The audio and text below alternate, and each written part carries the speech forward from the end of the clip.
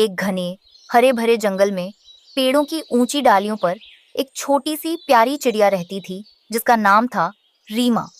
रीमा बहुत मेहनती और ममतामयी माँ थी। उसके दो छोटे चंचल बच्चे थे, नटखट कुक्कू और भोली भाली चुटकी। उनकी दुनिया छोटी थी पर खुशियों से भरी। रीमा के दो बहुत अच्छे दोस्त थे, समझदार कबूतर जो हर बात पर सलाह देता था और सुंदर लूसी कबूतरी जो हमेशा सबकी मदद के लिए तैयार रहती थी। लेकिन इस मीठी दुनिया में दो बुरी नजरें भी थीं, क्रूर कालू कौआ और उसकी चालाक साथी गौरी कौवी। वे रीमा और उसके परिवार से ईर्ष्या करते थे और हमेशा उन्हें परेशान करने की ताक में रहते थे। मेरे प्यारे कुक्कू, उठो, देखो सूरज मामा आ गए हैं। जल्दी से दाना चुगने चलते हैं। माँ, थोड़ी देर और। रात को एक बहुत मीठा सपना देख रहा था। नहीं भैया, माँ के साथ चलते हैं। आज मैं सबसे पहले सबसे मीठा फल ढूंढूंगी। एक दिन जंगल में एक पुरानी बात फैल गई। कहा जाता था कि जंगल के बीचों बीच एक जादुई झरना है जिसके पास 7 रंग का मोती छिपा है। जो कोई भी उसे ढूंढ लेता है उसकी हर इच्छा पूरी हो जाती है। गोरी, सुना तुमने? वो 7 रंग का मोती, अगर वह हमारे हाथ लग गया तो हम इस पूरे जंगल के राजा बन जाएंगे। हाँ कालू, पर हमें रीमा और उसके दोस्तों से पहले पहुंचना होगा। वे बहुत चालाक हैं। चिंता मत करो, मैंने एक चाल सोची है। कालू कौवा और गौरी कौवी ने मिलकर एक योजना बनाई। उन्होंने झूठी खबर फैलाई कि जंगल के पूर्वी छोर पर बहुत स्वादिष्ट दाना मिला है। रीमा, मुझे यह बात कुछ ठीक नहीं लग रही। कालू ने अचानक इतनी अच्छी खबर क्यों दी? कहीं यह उसकी कोई चाल तो नहीं? हाँ कबूतर, तुम ठीक कह रहे हो। हमें सतर्क रहना होगा, लेकिन बच्चों को भूखा नहीं रख सकते। रीमा, तुम बच्चों को दाना चुगाओ। मैं झरने की तरफ जाकर देखती हूँ कि क्या मोती की बात सच है या नहीं। अगर वहाँ कुछ खतरा हुआ तो मैं तुम्हें इशारा कर दूंगी।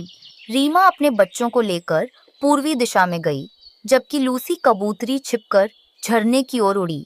कालू और गौरी ने मौके का फायदा उठाया और रीमा के घोंसले पर हमला कर दिया। अब रीमा को पता चलेगा कि हमसे दुश्मनी कितनी। सौभाग्य से कबूतर भी वहीं से गुजर रहा था। उसने कालू को घोंसला तोड़ते देखा। रुको, यह क्या कर रहे हो कालू? तुम्हें शर्म नहीं आती? तुम अपने काम से काम रखो, बुज़दिल कबूतर।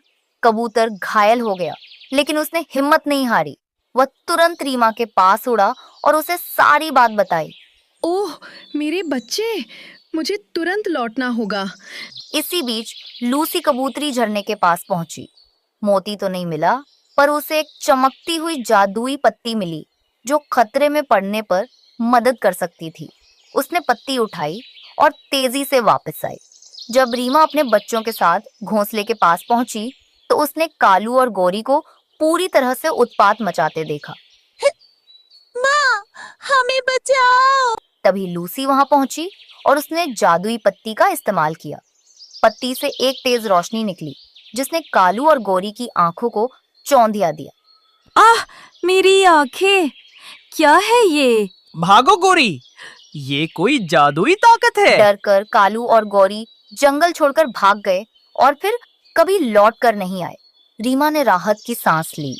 उसने अपने दोस्तों की तरफ देखा जिन्होंने अपनी जान दांव पर लगाकर उसकी मदद की थी। लूसी, कबूतर, तुम दोनों मेरे सच्चे दोस्त हो। तुमने मेरे परिवार को बचा लिया। मैं तुम्हारा एहसान कभी नहीं भूलूंगी। रीमा, सच्चे दोस्त तो एक दूसरे के लिए ही होते हैं। रीमा, कुक्कू और चुटकी खुशी खुशी अपने घोंसले में रहने लगे। जंगल में शांति लौट आई। रीमा को पता चल गया था कि 7 रंग का मोती कोई बाहरी चीज नहीं है, बल्कि उसके सच्चे और प्यारे दोस्त ही उसकी सबसे बड़ी दौलत और जादू है। और इस तरह रीमा चिड़िया और उसके परिवार ने हमेशा के लिए जंगल में सुख और चैन से अपना जीवन बिताया। एक समय की बात है, एक सुंदर और घना जंगल था जिसका नाम था आनंदवन। यह जंगल अपनी हरी भरी वादियों और खुशनुमा मौसम के लिए मशहूर था। यहाँ रीमा चिड़िया अपने 2 प्यारे बच्चों कुकू और छुटकी के साथ रहती थी। वह एक कुशल और मेहनती माँ थी। एक दिन अचानक हिमदेश जंगल का एक पक्षी जिसका नाम चेतन था आनंद वन में आया।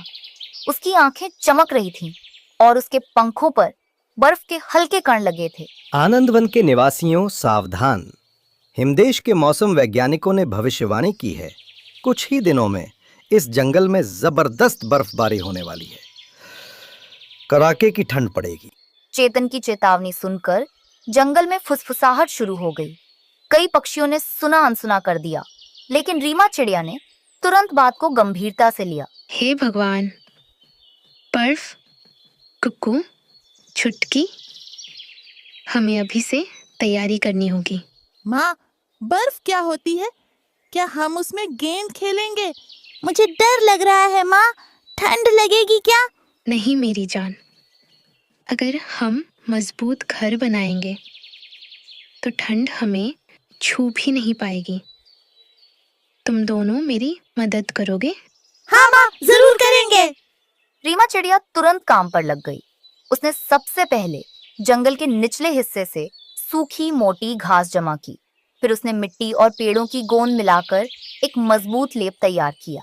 उसने अपने घोंसले के चारों ओर उसी लेप और घास का उपयोग करके एक गोल फूस का घर बनाना शुरू कर दिया, जिसकी दीवारें दोहरी और मोटी थीं, ताकि गर्मी अंदर बनी रहे।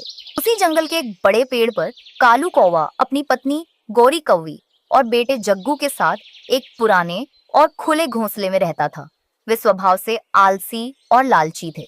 देखो गोरी, वो बेवकूफ चिड़िया कितनी मेहनत कर रही है। यहाँ कभी बर्फ नहीं गिरी।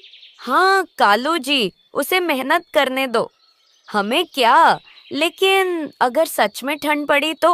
अगर पड़ी भी तो क्या, हम कौवे हैं, सब झेल लेंगे। और वैसे भी हम बाद में किसी का बना बनाया घर छीन लेंगे।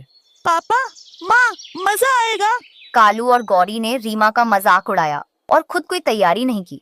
रीमा ने 2 दिन और 2 रात लगातार मेहनत की और आखिरकार उसका घास महल बनकर तैयार हो गया। वह अंदर से गर्म और आरामदायक था। तीसरे दिन सुबह आसमान का रंग स्लेटी हो गया और तेज बर्फीली हवाएं चलने लगीं। और फिर देखते ही देखते आसमान से लाखों करोड़ों रुई के फाहे बरसने लगे। जंगल का हर पेड़, हर पत्ता सफेद चादर ओढ़ चुका था। तापमान तेजी से गिर रहा था। रीमा चिड़िया अपने बच्चों के साथ अपने घास महल के अंदर थी। उन्होंने गर्मी के लिए सूखी पत्तियों का ढेर लगा रखा था। मेरे प्यारे बच्चों, बाहर बर्फ गिर रही है। अब तुम निश्चिंत होकर अंदर खेल सकते हो। माँ, आपने कितना अच्छा घर बनाया है। यहाँ बिल्कुल ठंड नहीं लग रही। दूसरी ओर कालू कौवे का हाल बेहाल था। उनका घोंसला खुला था और बर्फ सीधे उनके ऊपर गिर रही थी। ओह, ये तो सच में बहुत ठंड है गोरी, मेरे पंख जमे जा रहे हैं। कालू जी, मैंने कहा था, अब पछताने से क्या फायदा। जग्गू बेटा, अपने पंख सिकोड़ो। मैं मर जाऊंगा पापा, इतनी ठंड है। कालू कौवे की नजर रीमा के गर्म और गोल घर पर पड़ी। लालच और ठंड से उसका दिमाग सुन्न हो गया। उठो गोरी, हमें वह घर चाहिए। रीमा को सबक सिखाना होगा।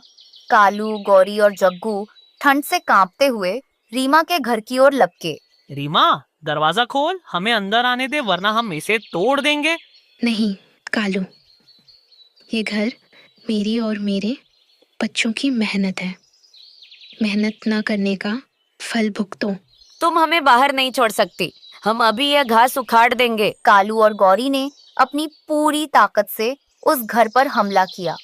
उन्होंने अपनी मजबूत चोंचें मारी और पंजों से घास को खींचने की कोशिश की, मगर रीमा ने मिट्टी और गोंद का लेप इतना मजबूत लगाया था कि उनका घर 1 इंच भी नहीं हिला। यह क्या? ये तो पत्थर जैसा पक्का है, हम इसे हिला भी नहीं पा रहे। हमारा लालच हमें ले डूबा। लालच और आलस का यही अंजाम होता है कालू। कालू, गौरी और जग्गू को अपनी हार माननी पड़ी। कड़कड़ाती ठंड और गिरती बर्फ में ही उन्हें रात गुजारनी पड़ी। वे कांपते रहे और उन्हें अपनी गलती का एहसास होता रहा। सुबह होते ही ठंड थोड़ी कम होने पर उन्होंने प्रण लिया कि वे अब आलस छोड़कर अपनी मेहनत से अपना पक्का घर बनाएंगे।